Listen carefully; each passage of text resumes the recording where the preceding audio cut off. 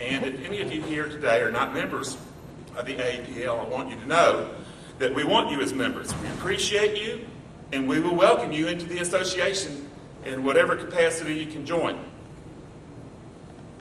I've attended educational events and meetings for landmen all over this country this year, and having met thousands of you, I find it reassuring to be in first-hand knowledge that our membership consists of very decent and respectable people and patriots to this country. It could never be more important than it is today. The petroleum industry is really big-time business. We landmen provide valuable services to our industry and to our nation. We should all be proud of that.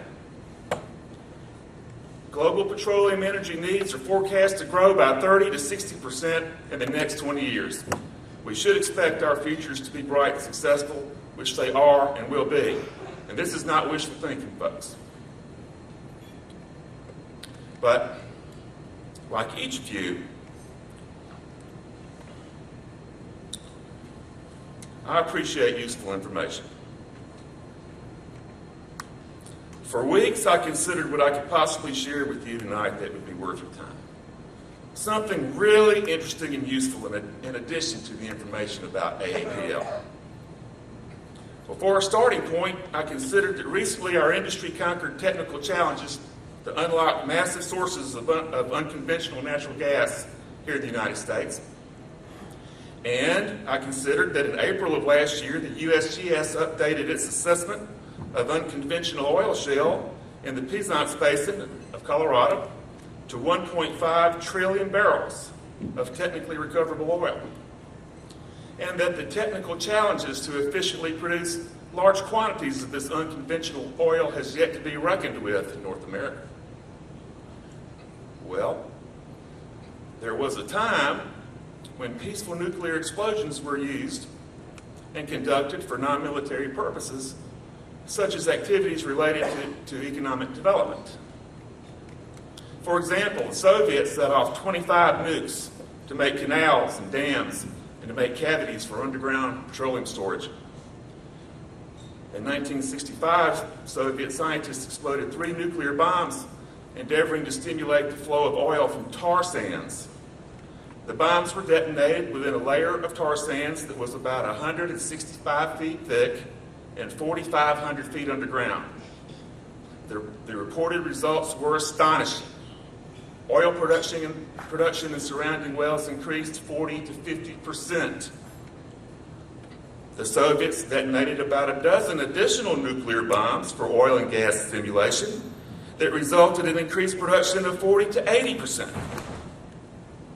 Only problem was that the oil was so highly radioactive that refineries couldn't handle it. So was the natural gas that they were able to get to the surface. And of course, the produced water was also highly radioactive. But they didn't care about that. They just let it go everywhere. But to a lesser degree, peaceful nuclear explosions were conducted here in the United States to produce geothermal energy and to stimulate gas-bearing formations, and in preparation for a test in the Alberta tar sands in Canada, which has not yet occurred. In 1961, the Atomic Energy Commission set off a nuclear bomb in an underground salt deposit near Carlsbad, New Mexico. The goal of the test, called Project Gnome, was to assess if the explosion could release hot vapor from the salt that could be used to drive turbines and generate electricity. It worked, but the saline content was too highly corrosive for the equipment of the power plants at that time. Anyone here who's worked in New Mexico around the Lee or Eddy County area and has heard of the off-limits area called WIPP that the government manages with Superfund funds, this is the known site. And the Atomic Energy Commission conducted 4 nuclear explosion projects to stimulate the flow of natural gas from tight shale and sand formations. 3 of the projects, called Gas Bucky, Rulison, and Rio Blanco, were detonated deep underground near Farmington, New Mexico in 1967, and near Rifle, Colorado in 1969 and 1973. The fracs worked, but the explosive charges were just too big, too many kilotons. The fourth project, Project Wagon Wheel, was intended to explode 5 nuclear bombs at one time to stimulate a gas field located in Sublette County, Wyoming for the El Paso Natural Gas Company called EPNG. But Project Wagon Wheel was stopped. People stopped it.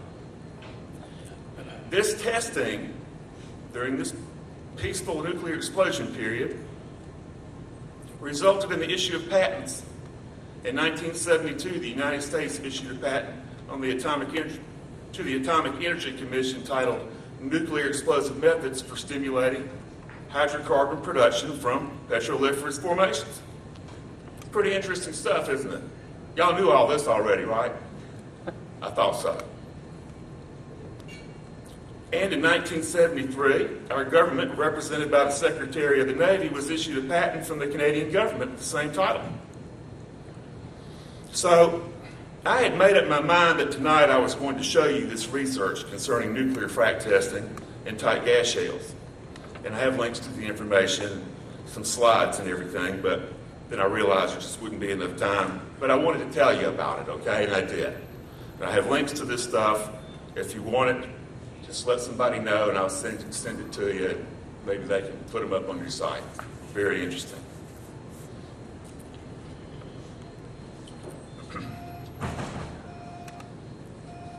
And finally,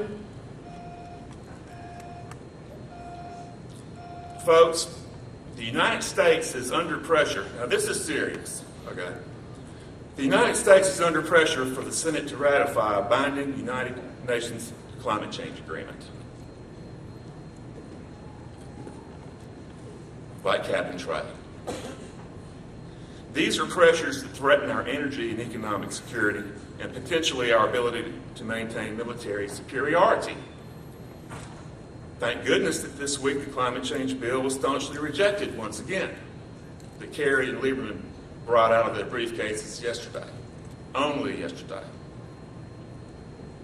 Nearly 70% of the petroleum that we consume in the United States is for transportation. Our reliance on oil as a primary energy source is being forced to change to alternatives. Believe it. Nuclear, solar, and wind energy are in our futures.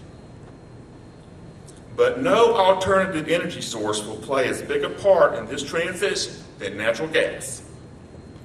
The work that many of you are doing right now to explore and produce natural gas is of the utmost importance to America right now and for a very long time to come.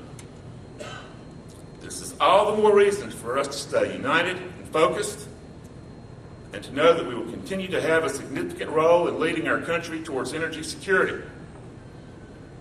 I have much more information about this too. It would take a long time to tell you tonight. I'm going to make sure that your executive committee gets this information as well because you need to see it. I have the facts for you and it's on the mark. And you need to know what's going on with this cap and trade business because it's not in our favor. But natural gas is here to stay for a long, long time. So before I go, are there any questions anyone has about anything? Well, thanks so much for asking me to come here and be with you tonight. I appreciate it very much.